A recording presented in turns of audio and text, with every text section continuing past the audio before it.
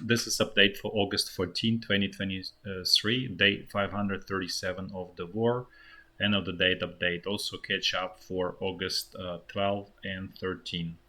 So I'm just going to briefly talk about the economic development, strategic development, and then I'm just going to dive into the situation in Ukraine or around Ukraine for the most part. So in terms of sort of global economic development, there is new data that came out of China just recently, like I don't know what is in past hour, shows continuing deterioration in Chinese economy. It's not collapse, but it's definitely the growth is going, becoming smaller and smaller. So basically, a significant deceleration. And that's a result of the policies of the well, not just current, but basically of the Chinese president, Chinese political top, which what they're really doing is, in a nutshell, they basically returning back to hardcore communism. And that just really, communism always destroys. And so it destroys Chinese economy. And we're just probably seeing the sort of first sign of it. And what they do is actually even more sort of you know negative stuff. So they see that they cannot control, and they don't want this more you know pro-capitalistic policies. What they do, they tighten the screws, hoping that that will help and save Chinese economy. Is actually counterproductive and makes things much more worse in China. So in other words, they eventually will become kind of hostages of their own policies, where things are going to be so bad that they will be forced to do something military-wise, or there will be some civil unrest or something. So eventually, it will be the negative energy will have to be either released internally or externally, given the whole situation, it's more likely it's going to be released externally than internally. But you never know how it's going to play out there. Now let's switch. I'm just going to switch a little bit to Russia. Situation with Russian economy continues to deteriorate, as I said before, despite the rosy number that were printed by Russian Statistical Bureau. The Russian ruble, which is really goes over the health of the Russian economy, dropped to 102 rubles per $1. If anyone following this pretty quick drop, pretty quick deceleration, deceleration, basically, yeah, pretty quick drop, and to the point that there is sort of internal uproar in Russia, in Russian parliament, in Russian power circles, obviously among population, because in the end, and it's very ironic because all of them are, I would say, valuing their savings in U.S. dollars or euros. Everybody realizes that Russian ruble is not sort of real currency, real currency, just basically confetti pegged to euros and US dollars. And that's what I mentioned before when I said there's no real threat for US dollar and euro for that matter, even though US dollar is really sort of senior relative to euro in terms of the US dollar being global currency, just simply because that's what people say makes their savings, and that's how they generate capital. And that's really defines what currency is, which one is the main currency is.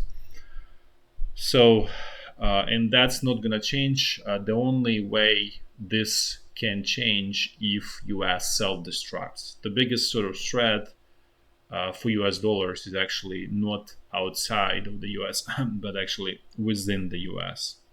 And actually, threats are real and becoming more and more dangerous. I mentioned about this credit rating downgrade of the US. That's just the sort of first alarm, basically, in that direction.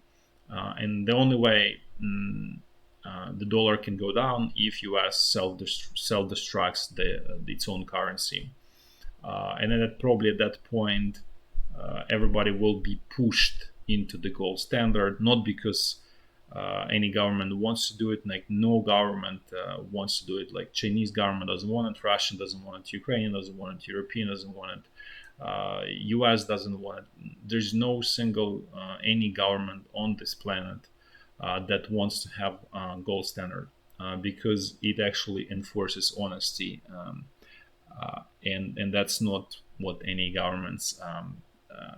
Any government has a propensity basically to lie and steal, and inflation is a way to extract extra resources from the economy, from every economic actor, and so government always likes to do it. And with the gold, it's impossible.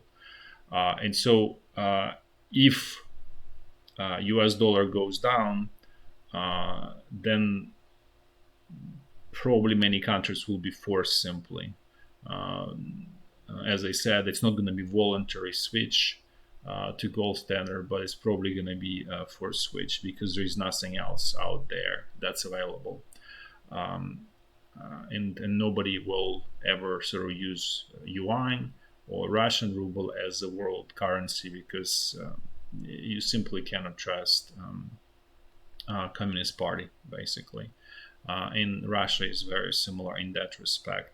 So, anyways, Russian ruble went down to 102 rubles per US dollar, and then there was some uproar, and it was very interesting to see how immediately Russian central bank intervened and made sort of optically Russian ruble strengthen to I think 98 or 97 rubles per 1 US dollar.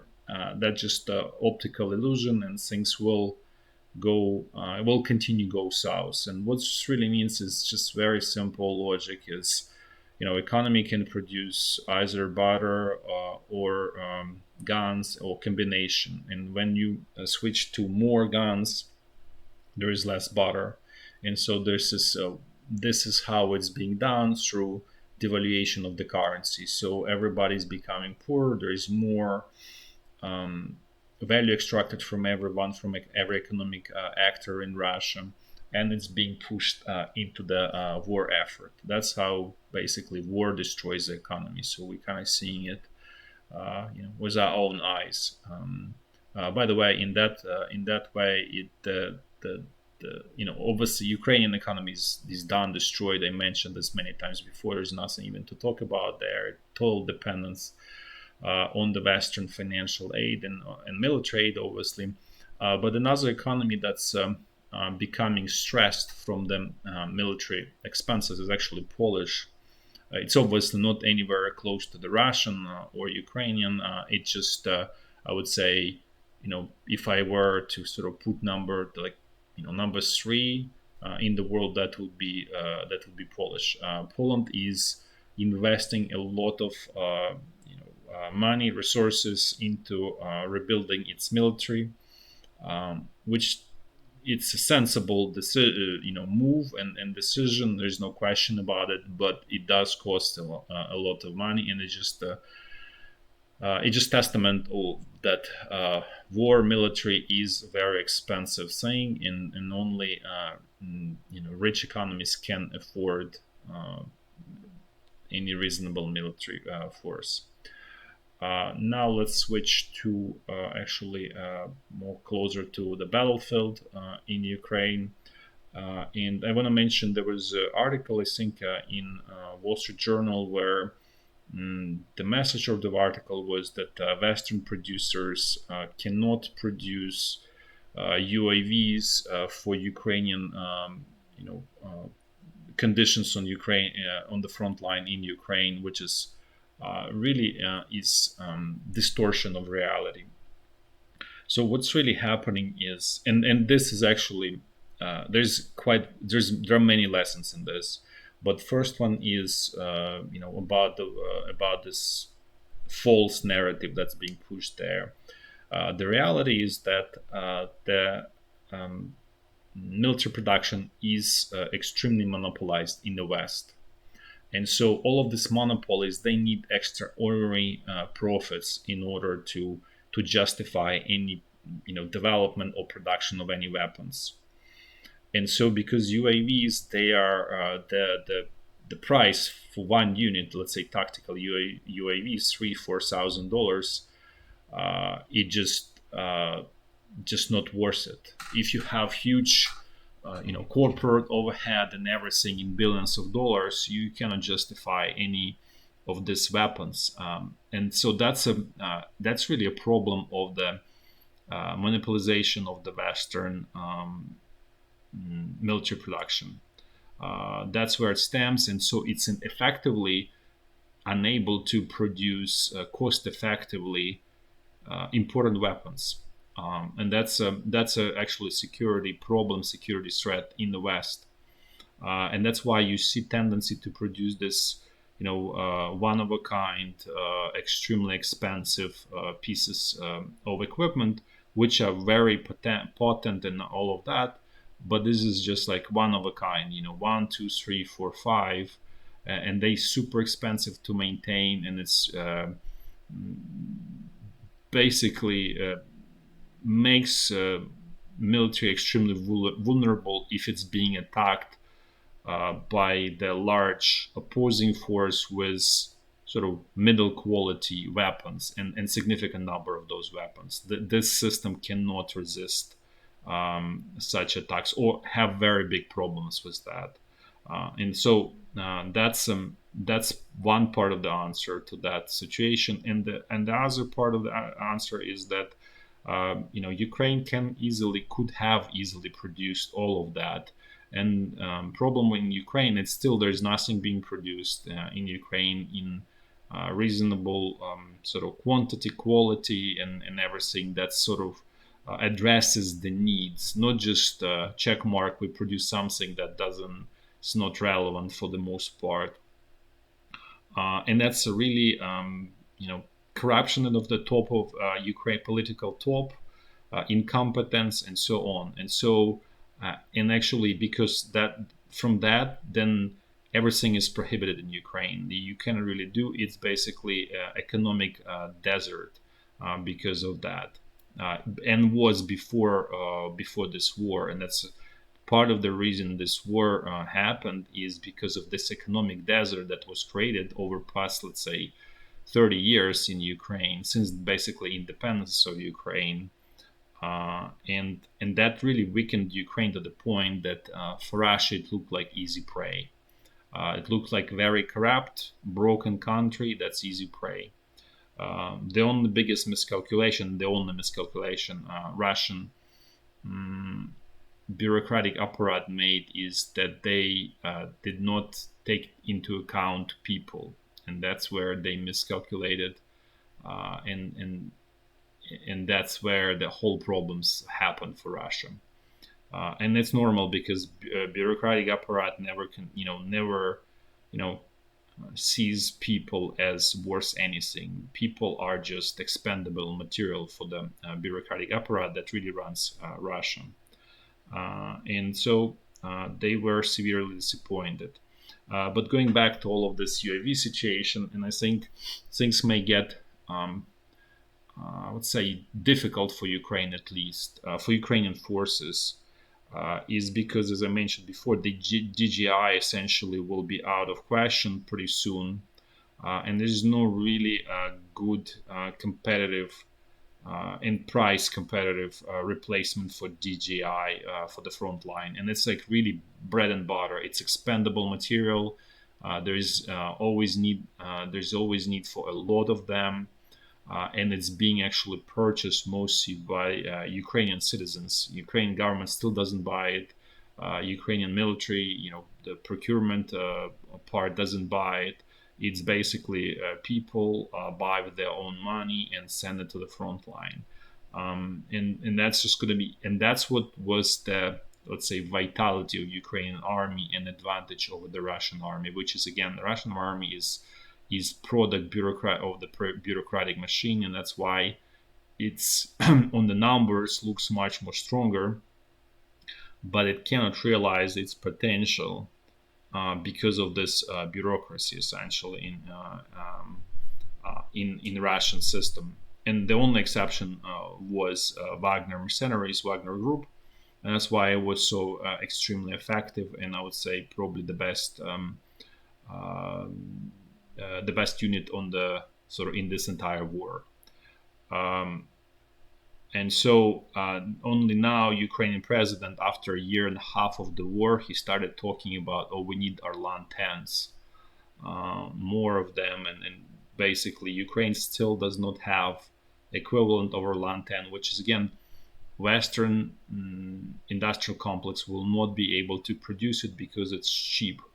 And this cheapness and ability to mass produce it is and make it expendable material is exactly what makes it so say deadly potent and effective.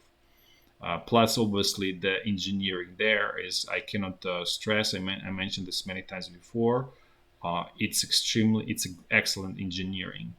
And in terms, and I want to explain that it doesn't mean that the best, components were used. It's actually extremely, and this is actually even sort of next step over that is because a lot of the component that were used, they are just regular commercial components, and even then many of them are cheap ones, but it's composed in such a way that it's actually better if you consider also price. It's better than if you would do everything perfect, the best components you can have.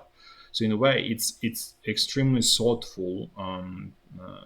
It's a product that was done in extremely thoughtful way, even though it looks on the surface as something that's just, made from sticks and not terribly great. It's actually a really great product, I would say. So going back to this whole situation with UAVs, Ukraine still does not have sort of internally produced UAVs that would really address the needs on the front line.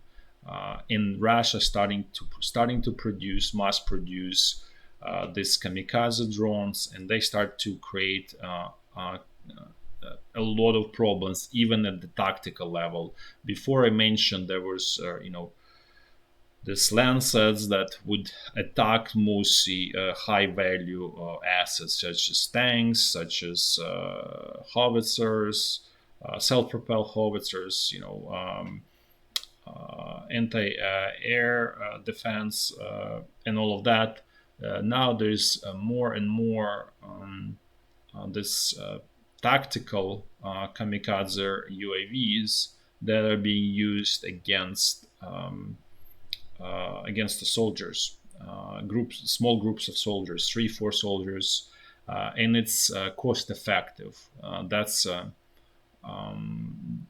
that's becoming more and more popular on the Russian side, and they're starting to produce more and more of those. The only sort of saving grace and limiting factor is actually pilots, because you really need trained pilots for those. And that's basically Russia cannot get enough of them, cannot train enough of them, because there is sort of natural limit in the distribution of people in population who have those skills, basically. And that's why Russian government actually introduced this UAV pilot classes in basically in school, to increase number of those people.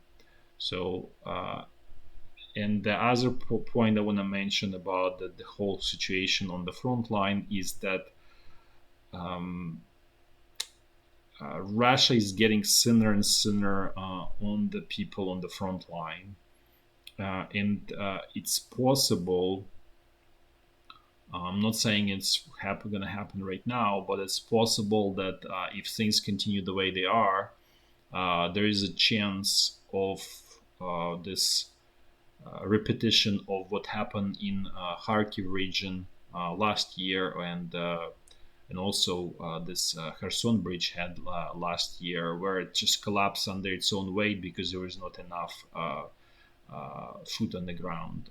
It's not imminent, I'm not saying that, but it's going in that direction basically. It's just at the very, very early sign, and that's why I said that there is another round of mobilization is coming to Russia. It's just only question if Russian political top will be reactive or proactive. If it's going to be reactive, then it's going to be collapse, and then obviously large mobilization, which probably can reach like 1 million people, could be even more. And or proactive. In that case, that's probably going to happen sometime in September, and it's just going to be, under 500,000 people. So it's more like 400,000. That's, I guess, another. This is just another general development on the front line. Now I'm gonna do a quick walk through the front line, starting from very north in a clockwise fashion. So the situation along the front line, along the state border remains more or less the same. No essential differences, just exchange of artillery fire and all sorts of adversarial actions, but no escalation. Now let's move to the North Luhansk front line. Things here being relatively quiet. Russian tactical pressure again fizzled out towards Kupiansk. This is what's being pushed by Russian propaganda channels, that this is some kind of large offensive, and capture of Kupiansk is imminent and so on. It was obviously propaganda game. There was strong pressure, and the goal was to pull Ukrainian reserves from other front lines, in particular Zaporizhzhia, to give sort of break there to Russian troops. And I'll explain a little bit more once we get there. Why they were sort of in a way desperate there on the Russian side, and why they pushed here. Otherwise, it's basically tactical skirmishes on this section of the front line. Now let's move to the North Donbass. Things here in the northern sector is, I would say, I cannot say really dead, but it's just really low-scale tactical skirmishes as well. Similar situation is in the southern, with exception of this area around Klishivka and a little bit south of Klishivka. There's village Andriivka, which is too small. So basically, there's this continuing fight for Klishivka, where half of it is in Ukrainian hands, half of it is either no man's land or in Russian hands. Basically, it just Ukrainian side cannot sort of make the final move to, or takes really long time to make the final move to really liberate this village. And again, there is no say military significance out of it. Okay, it's gonna be liberated and nothing basically. That's only maybe some like moral spirit and so on, but even that is I would say very questionable. Now let's move to the central Donbass front line. This one was actually unusually totally quiet, only sort of minor skirmishes, nothing really is happening on either side here. Now let's move to the Zaporizhzhia front line, and I just want to explain a little bit. So as you can see, Russian command pulled the 7th Airborne Division and 810th Navy Infantry Brigade from that front line along the Dnipro River, because there is this continuing pressure around Robotyne, which is essentially Robotyne is I would say almost in Ukrainian hands, northern part of the village for sure, and even I would say central. It just basically Russian troops are hanging on the southern outskirts of the village. Again, there is significant attrition on this 42nd Division over time. I'm not saying that it's collapsing or anything, but that's what I meant. That the front line is becoming thinner and thinner. And so, since Ukrainian command continuing putting pressure here in the same area, they needed basically more boots, and so that's why they brought this 7th Airborne Division and 110th Brigade here.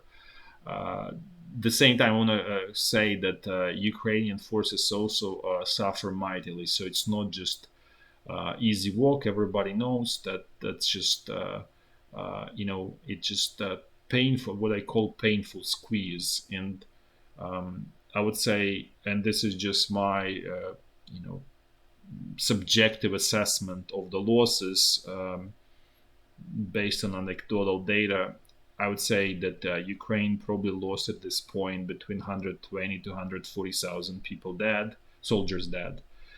In Russia, somewhere in that ballpark. And at this point, it's even hard to say who is ahead of in this terrible game. But both countries going neck and neck. From big picture perspective, it's even irrelevant. It's just the significance of this is that the losses are more or less equal. And as I said before, in the war of attrition with a larger enemy, Ukraine simply cannot afford to have those kind of losses. That really means eventual defeat, basically, and that's a problem that's stemming from the Ukrainian political top, in Ukrainian military top, and that's why I am mentioning about those problems, because they eventually lead to very grave outcome if things are not changed. Then there is also, I would say, Pyrrhic victory here, Ukraine, where for Ukrainian forces, where they basically liberated this village Urozhayne, which I said that it's gonna fall together with this Staromlynivka, because they kind of go as a package. So the Russian troops did lose that village. That does not mean the defensive line is breached, and the same is true here. And also want to mention that the main defensive line, main Russian defensive line, still is not reached, and not even not even, I'm not talking about breaching. It's not even reached by Ukrainian forces. So again, there is still sort of it starts somewhere south of Staromlynivka, if we kind of look straight here. And here it's also somewhere start of this south of this Novoprokopivka. So it is still quite a bit of room to go for Ukrainian forces. The only sort of, let's say, it's positive but not really positive, is that from engineering perspective, yes, that main line is down south, is that Russian forces don't have enough people to man it effectively, to make it effective. And that's the only sort of potential sort of light at the end of the tunnel. But again, Ukraine is paying very dearly for that. And again, also everything hinges on the Russian political top, whether they want to do it, this mobilization. As I said, if it's done in time, then all of this huge losses for Ukrainian side will be wasted. If it's not done in time, then yes, there is opportunity for Ukraine to get down south to the Azov Sea eventually, by losing quite a bit more people. So that's basically a situation at this point on this section of the front line. Now let's move to the front line along Dnipro River. And here, Ukrainian, this bridgehead near Kozachyi Lagery still exists and doing actually fine. Russian forces, and that's why I mentioned that Russian forces simply don't have enough reserves to basically destroy this bridgehead. It's about 2 kilometers in width and less than kilometer depth, about like 800 meters, 600 meters in depth. And that really creates opportunity for Ukraine. And as I said, uh, it's really is opportunity at the moment. I'm not sure why it's not being exploited, because very clearly Russian command is kind of like caught to extent naked in this area, and that you know it, and this is actually this bridgehead is excellent because the one that's near Kherson is in some ways it's kind of like is it's sort of similar situation to, on the what I described on Zaporizhzhia front line, because you have like narrow road and marshes on the both sides of the road, so it's really easy to block that road, and it will create huge losses to kind of get through that, basically the tunnel of death, which is what Russian side was doing until they basically lost enough, it became painful enough, and they just dropped that idea. That's why I actually didn't manage to destroy that bridgehead. Uh, this this one is excellent. That's all I can say. It was done. It was actually established in very professional way from by Ukrainian military. This is a first time where I see extremely professional work being done. They actually managed to capture Russian major. They lured him into the through deceiving tactic. It was in generally very well done. I would say, and I would say very unusual and non-typical for both armies. I would say this in sort of non-bureaucratic way. But so far, this bridgehead lives on, and creates excellent opportunity for the Ukrainian army. That's all for today. Thanks for watching. Until next time. Bye bye.